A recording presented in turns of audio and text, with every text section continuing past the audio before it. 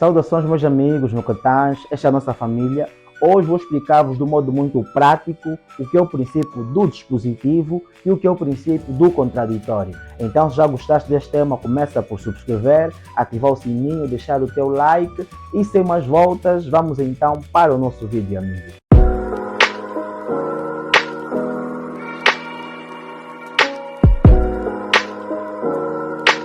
Bem, companheiros, quanto à questão do princípio do dispositivo, é nada menos do que o princípio segundo o qual que vai dizer que para o juiz prestar determinada tutela jurisdicional a determinado conflito que exista na sociedade, é necessário que as partes tomem iniciativa. Em resumo, este é o princípio do dispositivo. Está a dizer que o impulso processual incumbe às partes. Deve ser necessariamente as partes a iniciarem o processo. Não pode, por exemplo, o juiz a passar e ver o Joaquim e o Beto a discutirem sobre um conflito que existe entre os dois e o juiz passar e dizer, olha, sigam-me, vou julgar-vos no meu tribunal. Não pode o juiz fazer isto, atendendo ao princípio do dispositivo. Quer dizer que deve ser necessariamente uma das partes, o Joaquim ou Alberto, a interpor uma ação no tribunal para que o juiz possa aí sim apreciar o mérito daquela causa. Para dizer o quê? O princípio do dispositivo está a dizer que não pode o juiz prestar sua tutela jurisdicional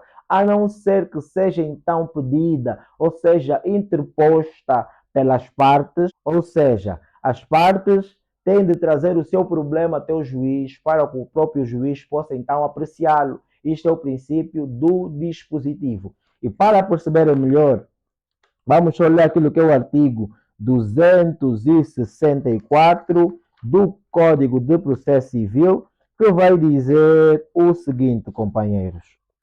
Princípio do dispositivo, poder inquisitório do juiz. Ponto 1, que na verdade é o que interessa. A iniciativa e o impulso processual incumbe às partes. Este é o princípio do dispositivo. Está a dizer que o processo iniciar, para que haja um processo, para que o juiz possa apreciar aquele conflito, é necessário que as partes levem o problema até o tribunal. Este é o princípio do dispositivo. E o que é, afinal de contas, o princípio do contraditório? O princípio do contraditório é nada menos do que a possibilidade que sempre deve ser dada ao indivíduo que está a ser acusado em tribunal de poder defender-se, ou seja, de poder fazer oposição aos factos que o indivíduo que esteja a lhe acusar está a apresentar em tribunal. Ou seja, não pode o juiz, quando for a julgar a causa, limitar-se a ouvir simplesmente uma das partes. Deve dar aquilo que é o contraditório. Deve dar aquilo que é o direito de resposta da outra parte. Deve dar a possibilidade do indivíduo que está a ser acusado de apresentar também os seus argumentos, de apresentar também as suas provas. Daí falamos do princípio do contraditório. O princípio do contraditório é nada menos do que a possibilidade que deve ser dada ao réu de poder defender-se, de poder trazer também os seus argumentos, de poder fazer oposição aos fatos que está se acusado sob tribunal.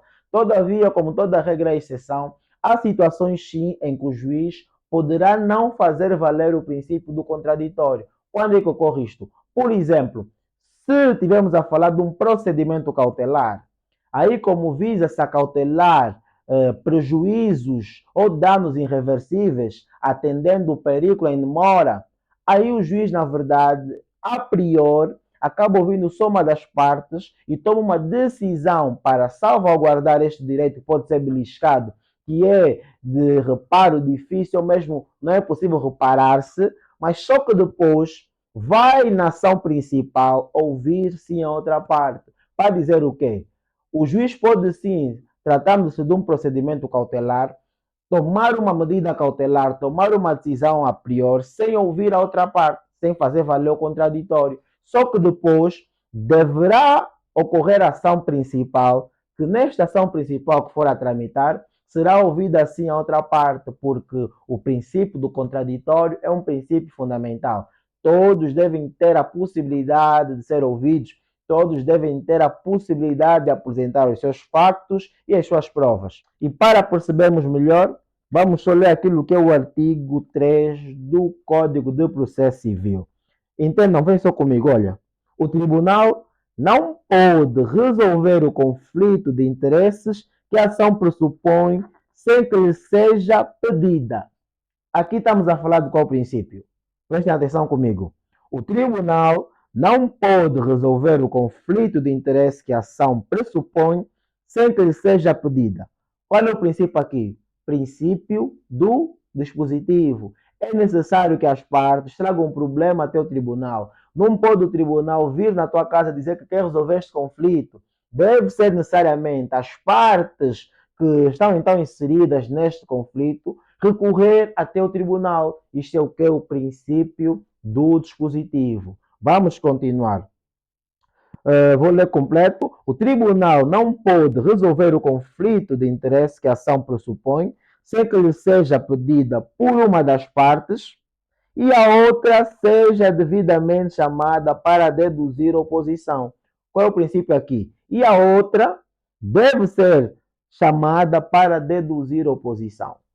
Princípio do contraditório, ou seja, sempre que for a interpor uma ação no tribunal, o juiz deve dar a possibilidade do indivíduo que está a ser acusado no seu tribunal ou acusado de poder exercer aquilo que é o poder de oposição, ou seja, o poder de contrariar, o poder de ser ouvido para que possa apresentar também os seus argumentos, meus amigos. Então, de um modo muito prático, este é o princípio do dispositivo e o princípio do contraditório, ou seja, o princípio do dispositivo se resume na ideia que para iniciar-se o processo é necessário que haja o impulso das partes. Não pode o tribunal julgar sem que vocês tomem a iniciativa processual.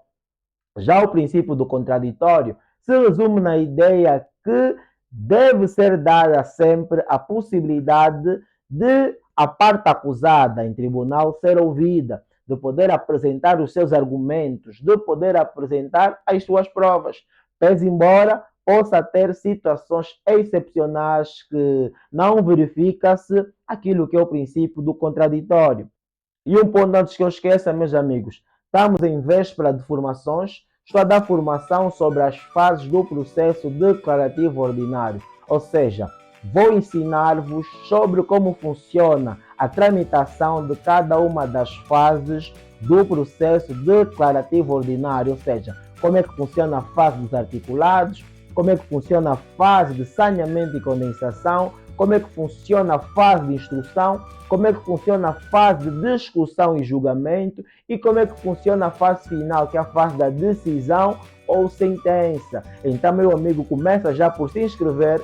Caso queiras ter acesso a mais informações sobre esta formação que eu tenho, que estou a dar, vai na descrição, deixarei o meu contato para que possas deixar-me uma mensagem no WhatsApp para que saibas, afinal, quais são os requisitos para poder fazer a inscrição desta formação sobre as fases do processo declarativo ordinário. E olha a vantagem, poderás aprender estando no conforto da tua casa, meu amigo, sendo que a formação será online. Haverá vídeos exclusivos, que na verdade são 7 vídeos exclusivos desta formação, em que só os formandos terão acesso. Haverá um grupo no WhatsApp em que eu vou disponibilizar o link para terem acesso a esta formação exclusiva via do YouTube, que é onde nós estamos, e poderão ainda ter direito a um material em PDF da minha autoria sobre como funciona esta fase. Haverá espaço para perguntas, respostas.